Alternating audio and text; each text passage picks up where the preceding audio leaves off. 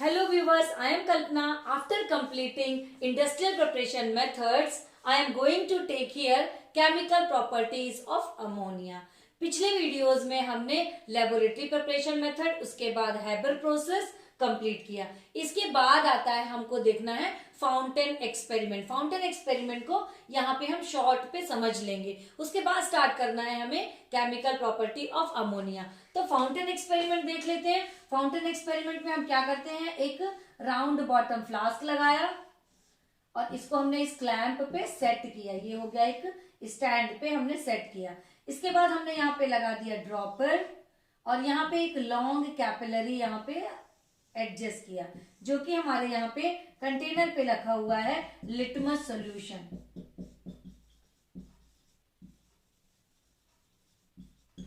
Litmus solution इसको कर दिया यहाँ से पैक करने के बाद इस ड्रॉपर के थ्रू हम क्या करते हैं, थोड़ा सा वाटर इसके अंदर छोड़ते हैं। जैसे ही वाटर अंदर जाएगा, वाटर अंदर जाने के बाद हमें पता है कि इसके अंदर क्या भरी हुई है, NH3 अमोनिया भरी हुई है। अमोनिया क्या होता है, वाटर में सॉल्युबल है।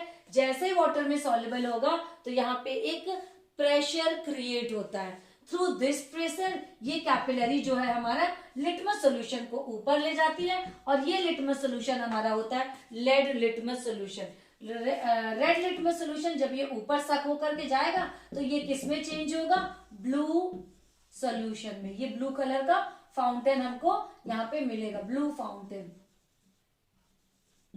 मिलेगा, जिससे हमको पता चलता है अमोनिया का नेचर बेसिक होता है और इसकी सॉल्युबिलिटी वाटर के अंदर ये हाईली सॉल्युबल होती है। तो ये हो गया हमारा फाउंटेन एक्सपेरिमेंट। इसके बाद अब हम देखते हैं chemical properties of ammonia.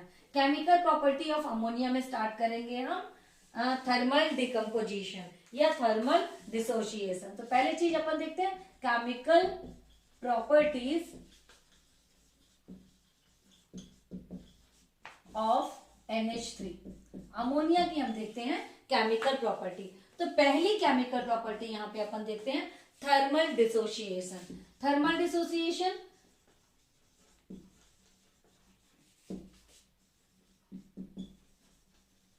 Ammonia जो है हमारी इलेक्ट्रिक स्पार्क जब हम 500 डिग्री सेल्सियस का प्रोड्यूस करते हैं तो ये ब्रेक होती है अमोनिया NH3।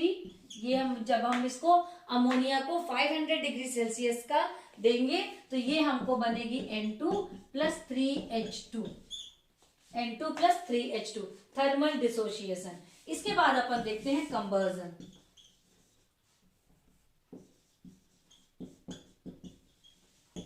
कंबर्जन हमें ये पता है कि अमोनिया गैस ना तो कंबर्जिबल है और ना ही ये सपोर्ट करती है। Only in presence of oxygen ये बर्न होती है। तो यहाँ पे अपन देखते हैं अमोनिया लिया, देन ऑक्सीजन लिया। ऑक्सीजन की प्रेजेंस में ये अमोनिया यहाँ पे बर्न हो रही है। इसने बना दिया N2 and H2O, 6 ले लिया, N2 2 ले लिया, then H2O 3 2 just 6,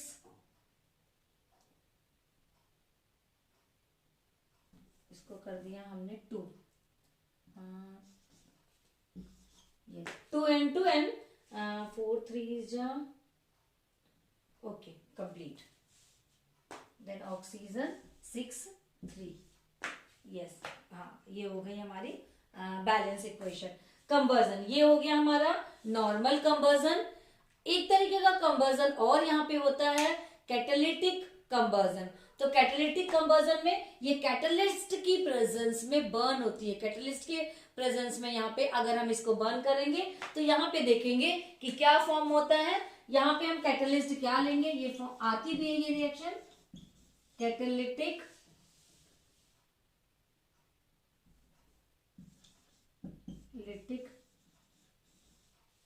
कंबर्जन।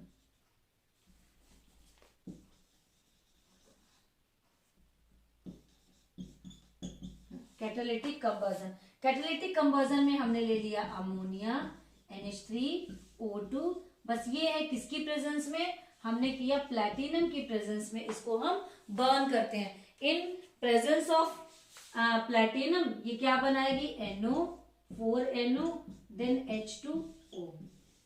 how many hydro 6 and 4 NO, then 4 5 O2, ये बन गया हमारा NO। इसके बाद अब हम देखेंगे कि ऑक्सीजन तो यहाँ पे अनलिमिटेड है, तो ये NO आगे चल के NO प्लस O2 मिलकर के बना रहा है NO2। तो ये ले लेते हैं अपन 2, ये 2 NO2, यस, ये बन गया हमारा NO2 जो कि ब्राउन फ्यूम के फॉर्म पे हमको मिलता है, ब्राउन फ्यूम के फॉर्म पे मिलता है। इसको सपोज अगर हम स्टैंड लेते हैं, स्टैंड लेकर के हमने क्या किया, एक स्टैंड में लगा दिया हमने, इस तरीके से बनाते हैं, ये ले लिया हमने एक टेस्ट ट्यूब, इसको हमने स्टैंड में क्लैंप पे लगा दिया, क्लैंप पे लगाया और इस पे हमने लगा दिया प्लेटिनम दिया इस पे ऊपर, इन कैटालिटिक कंवर्जन है ये, तो यहाँ पे हमने दिया NH3 और इसको अब हम यहाँ पे अगर सेट करके रखेंगे तो इस रिएक्शन के थ्रू हमको NO2 यहाँ मिलेगा। तो यहाँ पे जब हम NO2 यहाँ पे कलेक्ट करेंगे तो ये मिलती है हमको ब्राउन फ्यूम के फॉर्म पे। तो ये हो गया हमारा कैटालिटिक कंवर्जन ऑफ अमोनिया, या कैटालिटिक ऑक्सीडेशन भी बोलते हैं इसको, catalytic oxidation of ammonia. Note कर लीजिए, कैटालिटिक ऑक्सीडेशन ऑफ अमोनिया के नाम से कभी कभी ये रिएक्शन एग्जाम्स में आती है। इसके बाद अब हमको देखना है next chemical property of ammonia is, check कर लेते हैं इसको through the reaction with the acids. देख लेते हैं कि अमोनिया की जब हम किसी भी एसिड से रिएक्शन कराते हैं तो ये क्या फॉर्म करती है।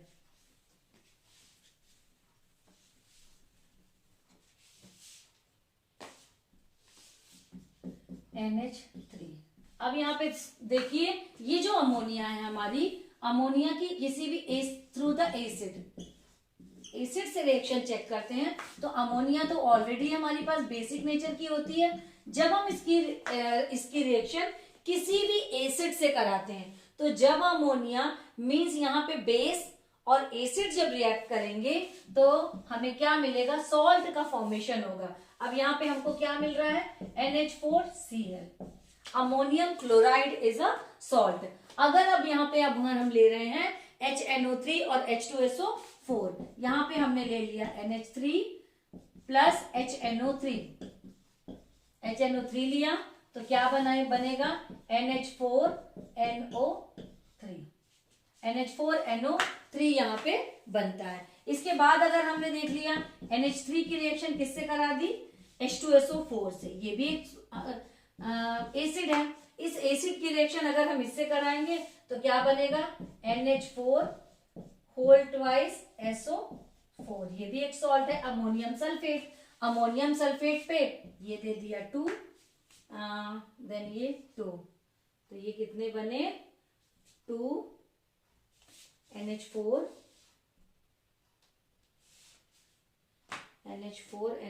देन H2SO4, इसको हमको 2 देंगे तो ये बैलेंस हो जाएगी। यस, इतने पे ये बैलेंस हो गई, 2NH3 प्लस H2SO4, 3 2 जा 6, 4 2 जा 8, तो 3 2 जा 6 देन 2, तो हमारे हाइड्रोजन कंप्लीट हो गए, नाइट्रोजन 2 कंप्लीट है, SO4, यस।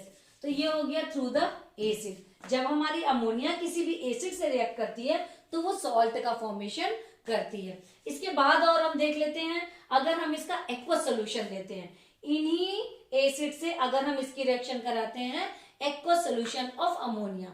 अब यहाँ पे मैं आपको बता दूं, एक्वस सोल्यूशन ऑफ अमोनिया अगर लिखा हो दैट मीन्स वो किसकी बात कर रहा है, ammonium hydroxide NH4OH। NH4OH means ammonia और वाटर को अगर हम मिलाएंगे तो क्या फॉर्मेशन होगा, NH4OH। तो NH4OH की अगर मैं HCl से रिएक्शन कराऊं तो क्या फॉर्मेशन होगा, NH4Cl, सेम वही बनेगा, बस हमको इसमें एक वाटर का मॉलिक्यूल साथ साथ निकलेगा। ओके, देन नेक्स्ट रिएक्शन अगर यहाँ पे हम ले रहे हैं NH4OH, अगर इसकी रिएक्शन हम करा रहे हैं HNO3 के साथ, HNO3 के साथ इसकी रिएक्शन करा रहे हैं तो ये क्या फॉर्मेशन करेगा, NH4NO3 then H2O will be released. Then next remain reaction is NH4OH, means aqueous solution of ammonia. Then it react with H2SO4. It form 2 ले लेते हैं यहाँ पे NH4 whole twice SO4, then H2O will be released. ये हो गया हमारी reaction with acids. तो एसिड से रिएक्शन करने पे हमें ये चीजें यहाँ पे मिलती हैं. The next chemical property, form of the precipitation. तो अपन और भी सॉल्ट के साथ देखते हैं कि ये प्रेसिपिटेट का फॉर्मेशन किस तरीके से अमोनिया हमारी करती है. तो देख लेते हैं यहाँ पर. सपोज अगर हमारे पास आयरन सल्फेट ले लिया अपन ने, FeSO4 लिया, इसकी रिएक्शन हम NH4OH से कराएंगे तो ये क्या बनाएगा, FeOH होल ट्वाइस और होल थ्राइस बनता है. तो यहाँ पे अगर हमने फेरस और फेरिक अलग अलग लेते हैं उसके हिसाब से यहाँ पे सपोज FeOH होल ट्वाइस का यहाँ पे हमको पीपीटी बना, तो पीपीटी बनेगा. देन ये पीपीटी क्या होगा, अगर हम एक्सेस अमाउंट में NH4OH और डाल रहे हैं इसमें, तो ये पीपीटी हमारा कैसा रहेगा, सॉल्युबल की इनसॉल्युबल. ये रहेगा हमारा इनसॉल्युबल. ये हमने एनालिटिकल केमिस्ट्री में पढ़ा है. अगर आपको यहाँ पे इसको और डिटेल में देखना है तो जाके मेरे एनालिटिकल केमिस्ट्री के वीडियोस में आप इसको डिटेल पे चेक कर सकते हैं. इसके बाद अब हम देखेंगे, सपोज यहाँ पे ले लिया FeCl3, तो यहाँ पे अब ये बनेगा डर्टी ग्रीन. ये फेरस है. अब हम इसकी रिएक्शन देते हैं through the ferric, that means NH4OH. इसकी रिएक्शन जब हम कराएंगे तो यहाँ पे अब हम बनेगा FeOH होल थ्राइस और FeOH होल थ्राइस. अब इसका हमको ये देखना है कि कलर क्या होता है. FeOH whole thrice reddish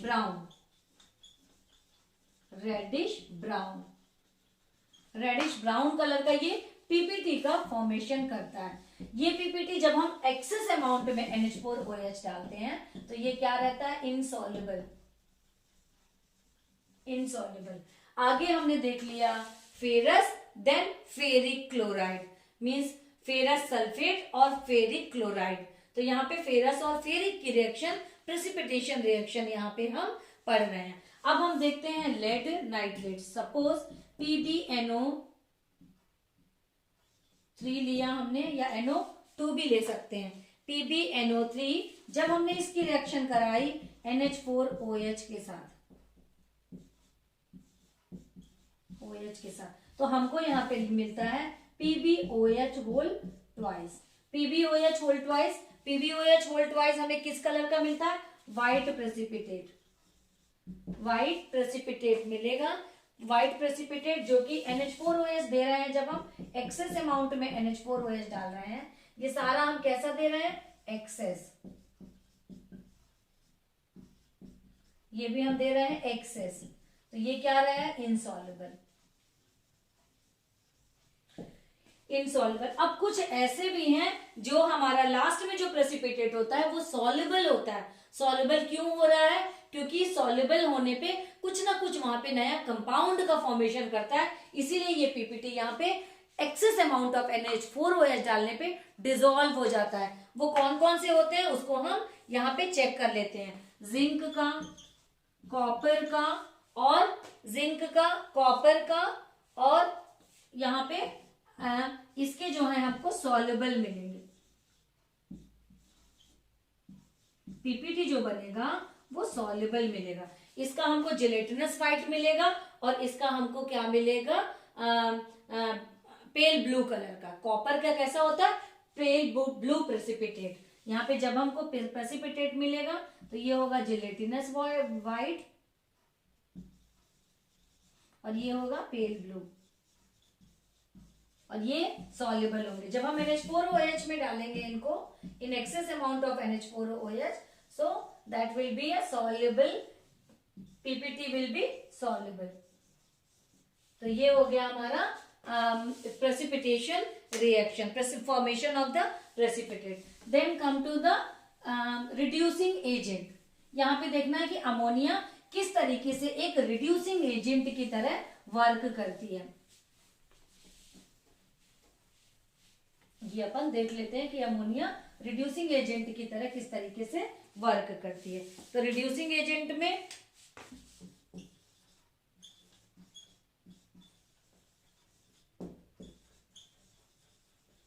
reducing agent, suppose अपन ले रहे हैं कॉपर ऑक्साइड और हमने दे दिया अमोनिया NH3.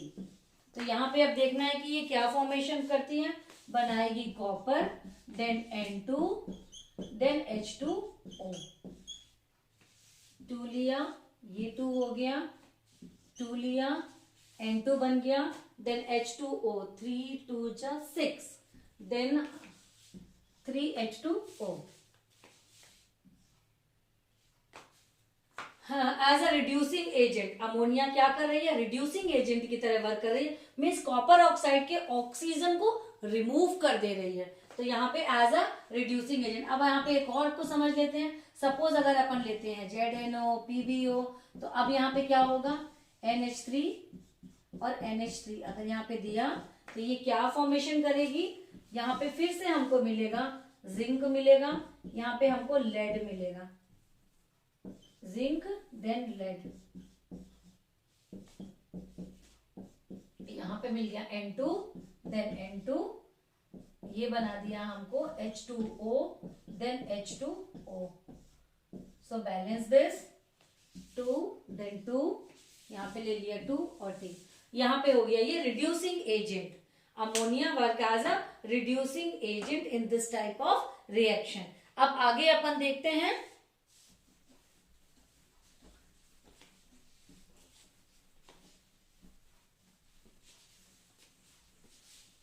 और क्या बच गई हमारा, रिडक्शन ऑफ क्लोरीन. अब यहाँ पे देखते हैं क्लोरीन का ये रिडक्शन किस तरीके से करती है.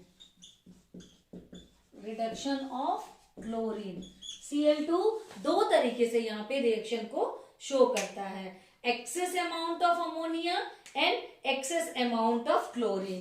तो चलिए पहले अपन देखते हैं ए टाइप की, एक्सेस अमाउंट ऑफ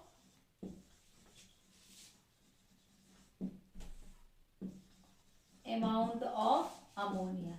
NH3 जब हम यहाँ पे एक्सेस अमाउंट में देंगे तो यहाँ पे क्या फॉर्मेशन होगा ये अपन देख लेते हैं. NH3 दिया हमने Cl2, तो ये क्या बनाएगा, यहाँ पे हमारे बन रहा है N2 plus NH4Cl, NH4Cl 2 NH4Cl. तो यहाँ पे हमने दे दिया 6, how many 8 and 3, 8 and 3, 8 and 3 कितने बचे हमारे पास 4 N2 प्लस NH4Cl. यहाँ पे बन गया हमारे पास अमोनिया. नहीं 3 2 जा 6 N2 इतने ही बनेंगे. यस ये बैलेंस हो गई इक्वेशन में. N2 plus NH4Cl. Excess amount of ammonia हमने यहाँ पे क्या दिया, अमोनिया का अमाउंट एक्सेस है और क्लोरीन का यहाँ पे हमने लेस अमाउंट में लिया है. आगे अब अपन देखते हैं इसी की दूसरे तरीके से रिएक्शन. ध्यान देना है कि क्वेश्चन हमारा कैसा आया है. हमको एक्सेस अमाउंट ऑफ अमोनिया लेना है कि excess amount of chlorine. Suppose अब यहाँ पे दूसरी रिएक्शन है excess amount of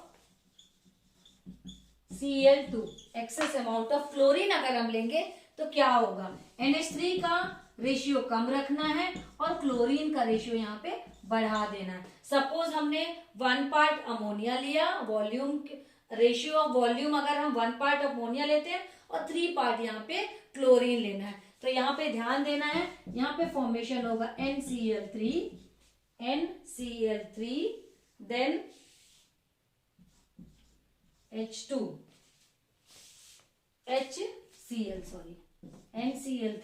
then HCl. यहाँ पे अब हमको मिल गया HCl3 3HCl